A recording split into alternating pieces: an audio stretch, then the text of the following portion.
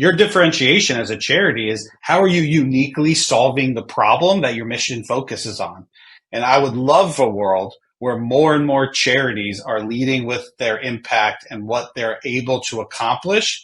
And then consumers or donors can start making decisions based on who's the best at doing a certain thing and not who is the best marketing budget, who has the least amount of overhead. All of these wild and crazy measurements we use to determine the efficacy of a charity. No, at the end of the day is, how are you solving your problem? Hey everybody, it's Trevor Nelson with a friendly reminder to make sure that you subscribe, like, and hit that notification bell. We really hope you enjoy the episode. Thanks so much. Appreciate you coming on, man. But yeah, it's just such a huge space. You know, everyone's journey here and all that good stuff. I mean, all the stories are really fascinating.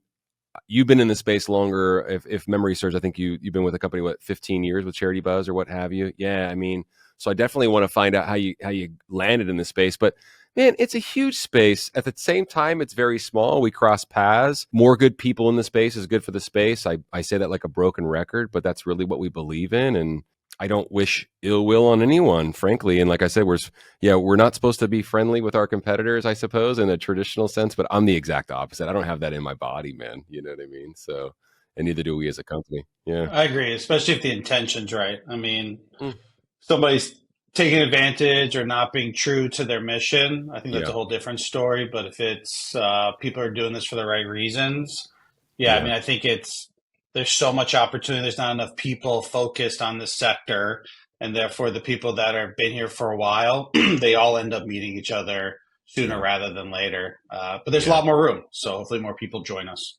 I think so, man. I think that, and I keep having this conversation with folks that I have the good fortune of meeting, especially in the podcast world or webinars and what have you. And then, hey, you're gonna get sick of us because we're joining you. We're a last minute addition to NX Unite webinar you're doing next week. I'm gonna cool. hop on. Yeah. They reached out and asked me if I'd hop on and very gracious. So happy to do it. Looking forward to it. So yeah, you're gonna see my big dome on that one too. But I mean, you're like you said, there's not enough people in the space. I think there's been a really amazing injection of talent. I don't think there is. I know there has been, especially since I've been in the space, and especially over the last few years. I mean, tell me what you're seeing with that.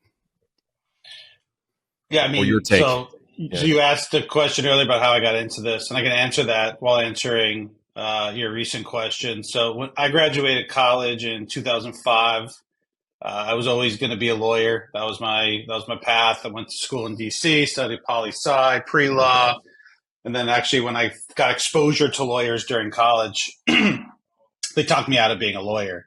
So then I remember once I graduated college, there was a fork in the road, and your decision was to take a for-profit business opportunity, make a lot of money, and then maybe later on you can give some of it back to good causes if you care about that. Or you join the nonprofit world and you live off ramen, but you have like real purpose in your life. And I was naive and I thought you work to make money. So I took the for-profit route, was in financial consulting sales, did well, but realized that if I'm going to dedicate the majority of my waking life to a thing, I have to really care about it or I'm not going to be that happy of a guy. And then I stumbled upon CharityBuzz when it was just starting.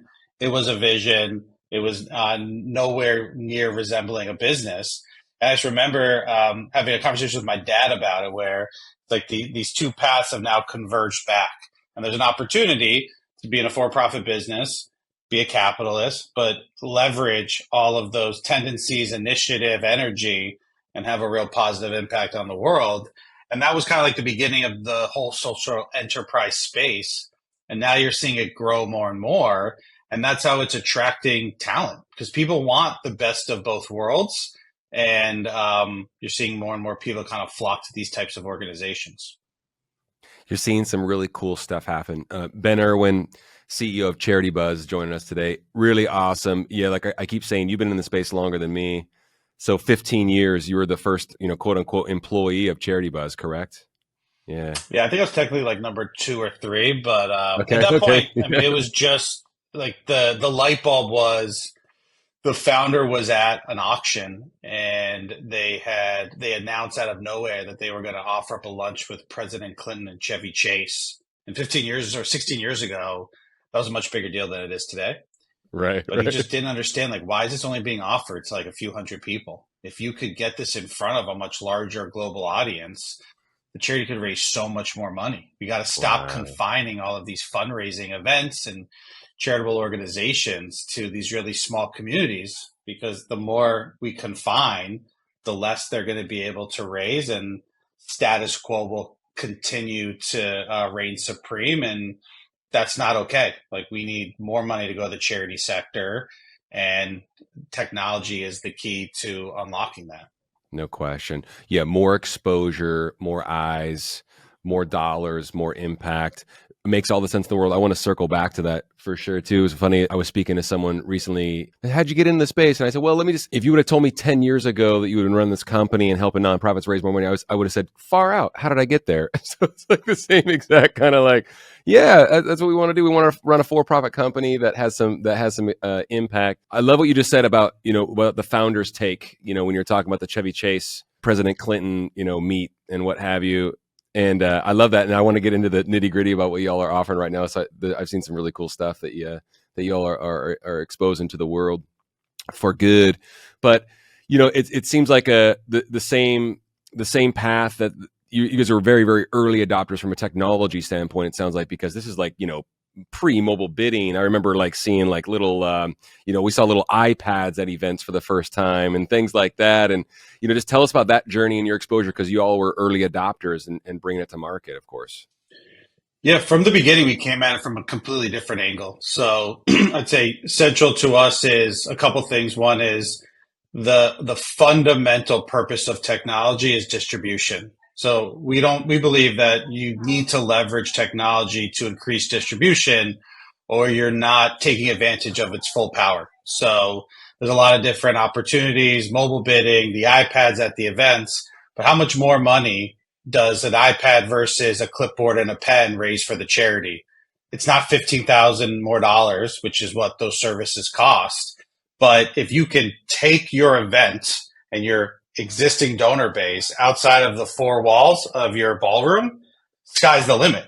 And the number or the data that really keeps driving me is 2% of our GDP goes to charity.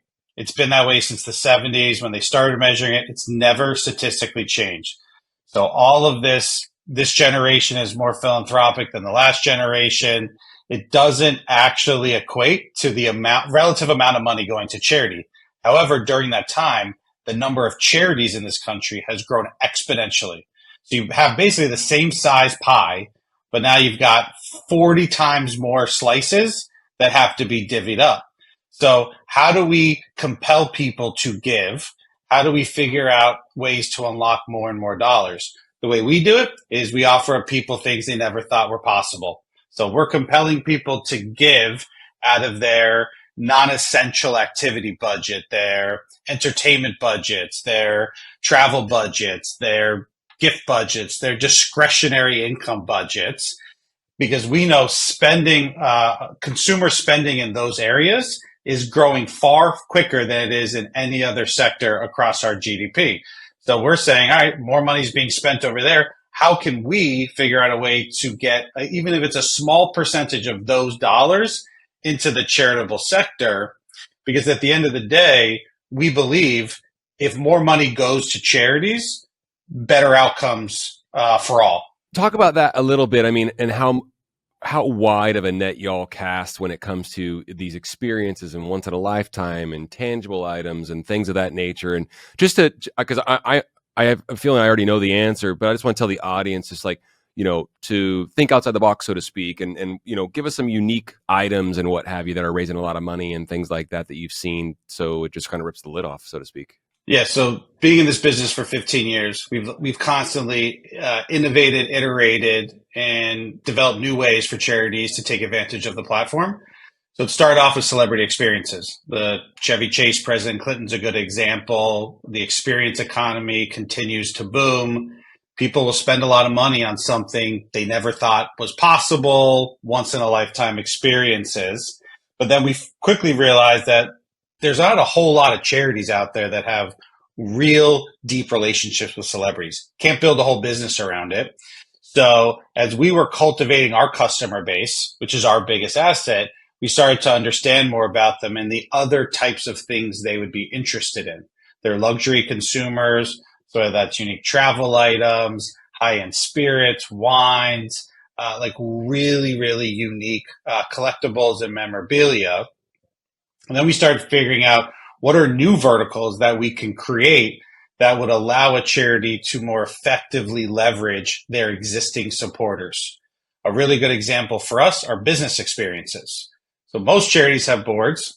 Those boards are typically comprised of business leaders, and access to business leaders is more valuable to an entrepreneur, a successful individual than meeting a celebrity. And they're a lot easier for a charity to be able to secure.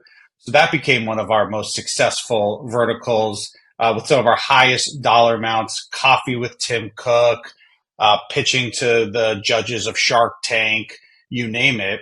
And it's just continuously iterated. We do a lot of private rounds at exclusive golf courses. Again, a lot of communities have access to these courses because that's where board members belong. But therefore, access to those golf courses or those business leaders isn't necessarily attractive in a room full of their peers because they do it all the time. So you don't want to auction off the local golf club in your community fundraiser. Maybe it raises $1,000. On CharityBuzz, it raises $10,000. So a lot of it's been helping the charity realize they're sitting on tons and tons of opportunities they just simply haven't taken advantage of because they're thinking through this narrow scope of who's in our room, who's going to bid on these items, and it's limiting their upside. Yeah, no question. No, that's a great point that you make. Going wide lens, just from a tech perspective, Ben, because obviously y'all, that's where your focus has been. But going wide lens as far as like an exposure situation, or let's just say there's a nonprofit small that's thinking about an opportunity like this, for instance, or just the light bulb just went off, and they have a database of 3,000 folks or whatnot. Should they be afraid to try something like this? Should they be afraid to stretch the boundaries, so to speak, as far as casting this kind of net, so to speak, to grab dollars they didn't even know was there? I mean, talk to folks that are listening that are a smaller group, for instance, that might think this isn't for them. Yeah, a lot of what we've built is for you. So we understand the limitations of your fundraising activities every week. You've got an existing donor pool. It might be restricted geographically. It might be a cause that just doesn't connect with a very large percentage of our population. Unlike other online auction software businesses, we're a platform. We're an auction house. We have our own customer base. We have about 300,000 registered users who are loyal to CharityBuzz, who come to the site regularly to check out all the really cool stuff that we have to offer. So there are chances for you to be able to secure large gifts and or donations from people who otherwise would have no connection to your cause and what you do. That doesn't mean they won't be connected to your cause after they donate and live out one of their wildest experiences. But I'll just give you one really great example. We work with a food bank in New Jersey, and they had access to a concert experience with Bruce Springsteen. And typically they would just go out to their existing donor base. Well, if you don't live in New Jersey and have a passion for food insecurity, food justice, hunger, you're not supporting the food bank of this small county in New Jersey. But if you're a Bruce Springsteen fan, you're going to spend whatever it takes to be able to get an exclusive opportunity to see him in concert. We ended up selling that auction item for 6 figures to a winning bidder in Europe. So in that calendar year, the single largest donation that organization received was from someone in Belgium who happened to be a huge Bruce Springsteen fan, but otherwise would have had no reason to donate money to this small food bank of New Jersey. That's the power of what we've built. It's without CharityBuzz in the middle being able to compel people to give based on these experiences, that donation and all the good that it did for that organization would have never occurred. Y'all are providing the connectivity. It's interesting as well, talking about just the donor landscape and the different interests. And you said, like, once in a lifetime things. And we were talking about, there's some tangible items and concert tickets and things like that. And the different interests and proclivities that donors have, reaching folks, obviously, on a global scale is a whole nother, can of worms, of course. But it also makes me think about, testing items, for instance. We're constantly nudging nonprofits to not follow the status quo. I think rigidity in fundraising is really not serving very many organizations right now. And taking that almost like, for-profit, entrepreneurial, flexible, approach to things actually can impart some really, really sound fundraising. Talk to folks about the experience that you've seen, or your experience that you've seen, just with how organizations are becoming adopters of ideas like this and testing, theories and things, and using different items like this. Yes, you make a good point, Trevor. There's no incentive for innovation in the charity sector. It's a huge problem facing the sector, but the rigidity that you mentioned and the adherence to status quo is why 2% of GDP is being donated to charity 50, 60 years later. We actually shouldn't be surprised if we really take a second and think about it. So a lot of what we've done at CharityBuzz is we're building the framework or the campaigns that are encouraging these charitable organizations to think outside the box. So when we had our first big business experience win 5, 6 years ago, we said we have to figure out a way to get this opportunity in front of as many charities as possible. So we create our own campaign. It's called the Entrepreneur Auction. This will be our 10th year, actually, so it's way more than 5 years ago, running it. It's raised probably $12, $13 million since inception. And so it's an opportunity for hundreds of different charities to donate 1 or 2 business experiences, kind of dip their toe in the water to see how this all works. We put all of our marketing and promotional muscle behind ensuring that we get prospective customers or bidders who want this type of thing, power lunches, business pitch reviews, you name it. And that gets them to very quickly realize the power of thinking outside the box, again, leveraging their supporters in a different way. And then you don't really need to convince them again because the proof's in the pudding.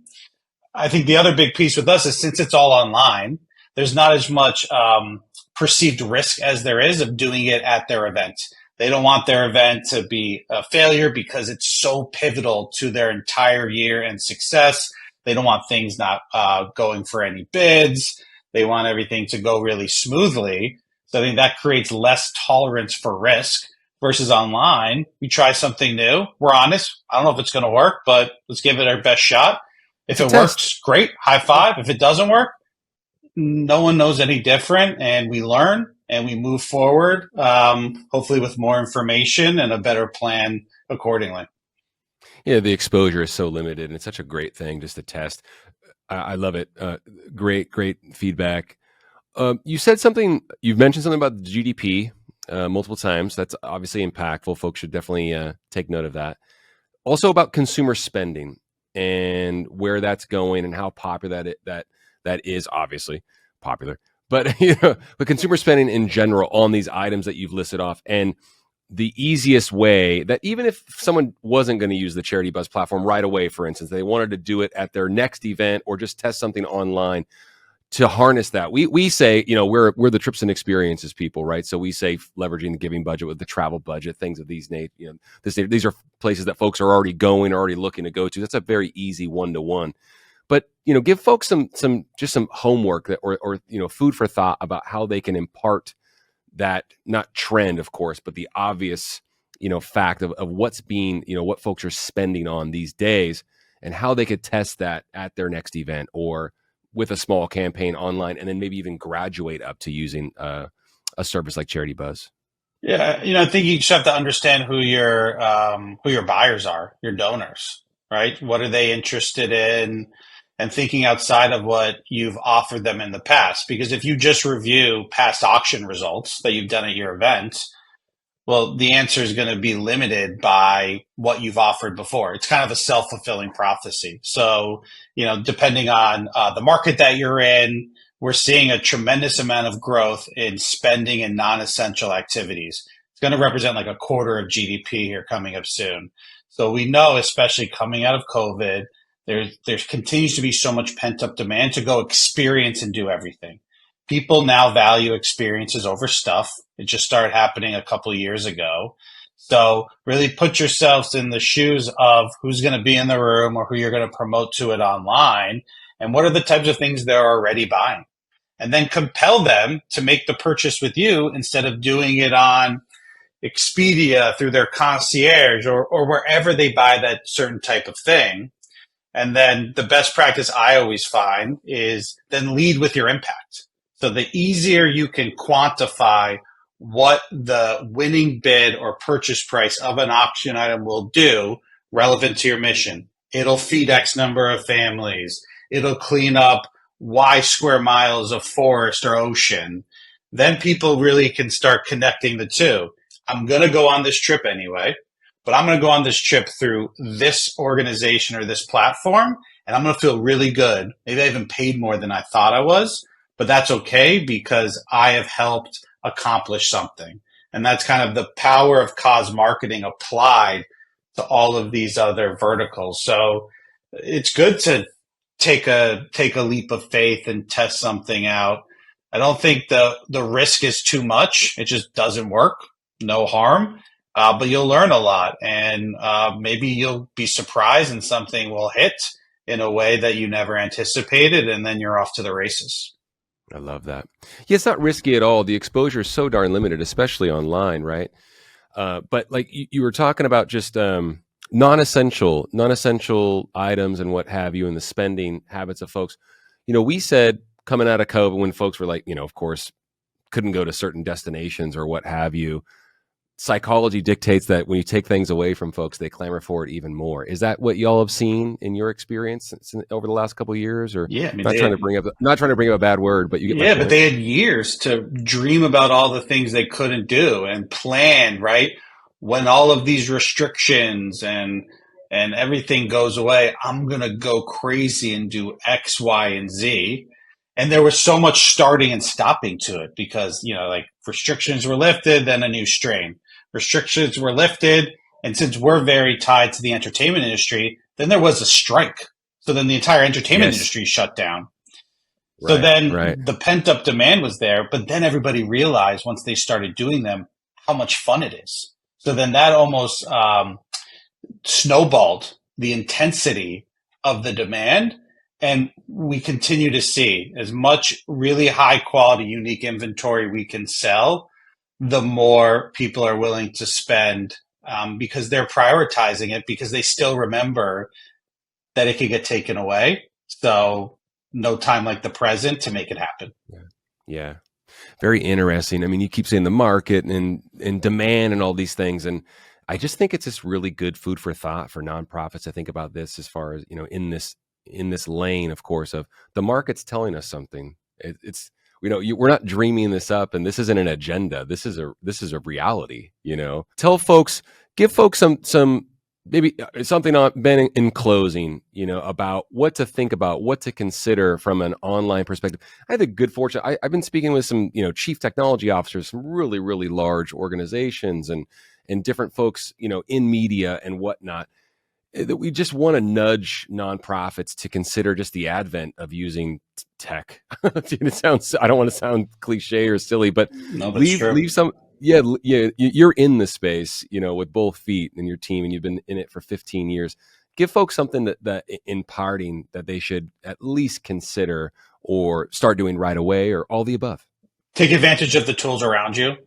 Look to the for-profit world and the best brands, organizations. They're telling the best stories. They're doing the best acquisition marketing, retention marketing. They're driving the most sales. It's really it's more similar than different in the nonprofit world. Fundraising is sales. Talking about impact and the work of your organization is brand building and storytelling. So I don't think it should be as separate as it is. Separate your retention marketing from your acquisition marketing. I think it's really important to be able to increase the value of your existing donor base. But understand that that audience wants to know about what are you doing to move the needle against your mission. Speak with tangible results and exactly what you are doing. These people support you because there's a personal connection between them and your cause. And then do the same thing to go out and try to figure out how you get new donors in. But you can get new donors through a bunch of different channels. I mean, I use CharityBuzz as the example because it's where I'm from, but we have a lot of incredible stories of we sold 2 tickets to the Hollywood Bowl. Not even a crazy unique experience to support Project Angel Food, a terrific charity in Los Angeles. And one of the board members decided to meet the winner when they were picking up their ticket, just say thanks. You know, this money meant a lot to the communities we serve. The right thing to do. The right thing to do. Yeah, he has given them an incredible 7-figure since. So he didn't know about their work, but this is kind of the step in to allow people to know more about your work and then lead with the work.